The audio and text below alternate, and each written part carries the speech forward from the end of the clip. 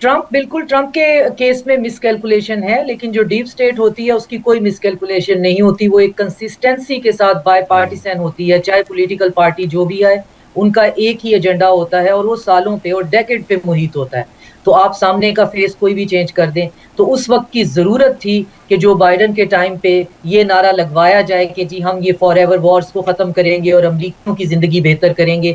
तो ये lobbying firms ने और ये कैंपेन चलाने वालों ने ये नारा लगवा दिया, लोगों के साथ रेजोनेट किया, लेकिन डीप स्टेट का ऐसा कोई ख्याल नहीं था कि ये जंगें हम रुकवा देंगे या ये जंगें हम करेंगे नहीं। वो उससे ज़्यादा जो है उन जंगों के अंदर पहले जो बाइडन और उससे पहले बराक ओबामा के टाइम पे भी जितनी जंगें थी उससे ज्यादा जंगों में उलझ चुके हैं। तो डीप स्टेट याद रखिएगा हमेशा बाय पार्टीसन होती है अकॉर्डिंग टू द जो इनके सेट रूल्स हैं।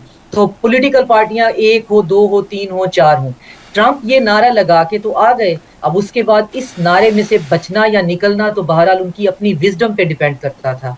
तो वो उतने वाइज नहीं निकले, क्योंकि इस नारे पे तो बहुत से प्रेसिडेंट्स ने, अमेरिका ने इनकार किया है और ईरान पे हमला नहीं किया, क्योंकि ये ख्वाहिश आज से नहीं है डीप स्टेट की कि ईरान जो है एक बहुत बड़ा हमारे लिए प्रॉब्लम है इस रीजन के अंदर। वो ना हमारे साथ इसिमिलेट करता है, ना इंटीग्रेट करता है, और उसकी एक अपनी एक वहाँ पे है और वो बाज नहीं आते और हमारे लिए बहुत बड़ी रुकावट है।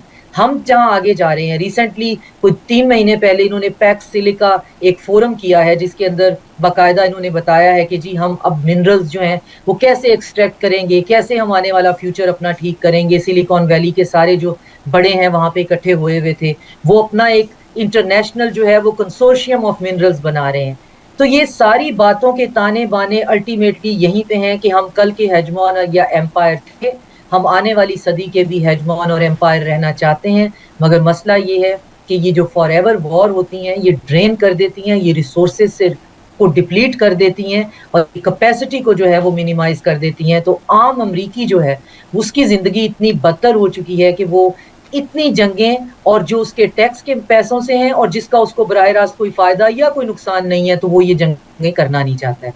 लेकिन डीप स्टेट जो है वो अपनी एक जो बड़ाई है उसको बरकरार रखना चाहते हैं। वो इतनी जल्दी, इतनी आसानी से वॉलंटरली ये नहीं कहेंगे कि जी हम एक कोने में चुप करके बैठ जाते हैं अच्छे बच्चे बन के और अब चाइना की सदी है आने वाली। क्यों, चाइना तो ये कह भी नहीं रहा कि जी मेरी सदी है, या चाइना तो कह रहा है विन विन कॉपरेशन करते हैं।